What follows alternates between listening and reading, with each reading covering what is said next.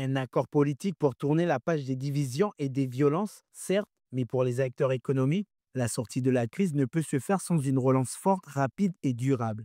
Cet accord suscite une attente majeure, celle d'un engagement clair sur le plan économique. Bah, pour nous, la CPME, c'est l'accord de l'espoir, l'espoir de retrouver une confiance au sein des entreprises TPE-PME du territoire et des travailleurs indépendants. Malgré tout, ça reste un accord politique.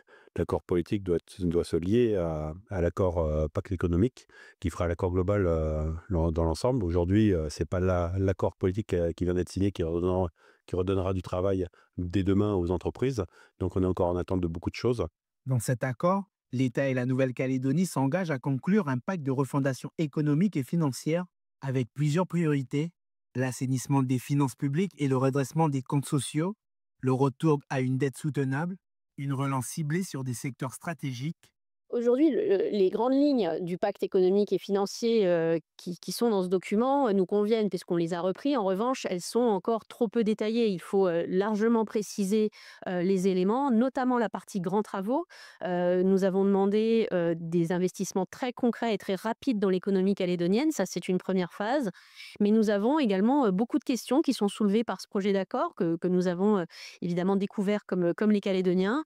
Et pour cela, nous allons travailler avec l'État et les élus dans les toutes prochaines semaines pour essayer de définir la façon dont financièrement cet accord va être mis en œuvre. En mai dernier, la CCI évaluait à 180 milliards de francs le coût total des sinistres, plus de 11 000 emplois détruits, des centaines d'entreprises à terre et une confiance gravement ébranlée. Pour le patronat, la reconstruction économique doit être une urgence politique. Nous rappelons au niveau de la FINC que l'urgence absolue, c'est de recréer 15 000 emplois en Nouvelle-Calédonie. Donc, le membre du gouvernement en charge du budget a présenté ses hypothèses budgétaires, notamment à échéance 2028-2030, avec l'idée qu'en 2028, on retrouverait le rendement fiscal de 2023. Pour y arriver, il faut qu'on recrée l'activité économique correspondante. Il faut qu'on recrée de la richesse en Calédonie. Le texte prévoit aussi un plan stratégique pour le nickel avec plusieurs axes: relancer l'activité de transformation en province nord, sécuriser l'accès à la ressource, revoir le code minier et faciliter certaines exportations, et surtout bénéficier d'un accompagnement technique et financier de l'État. Il faut que nous, on crée, notre délégation, interinstitutionnelle entre, les communes, les provinces, la Nouvelle-Calédonie, le Congrès, pour qu'on écrive rapidement la feuille de route qui va constituer ce pacte économique et social. Un comité de suivi est annoncé, piloté par une mission interministérielle.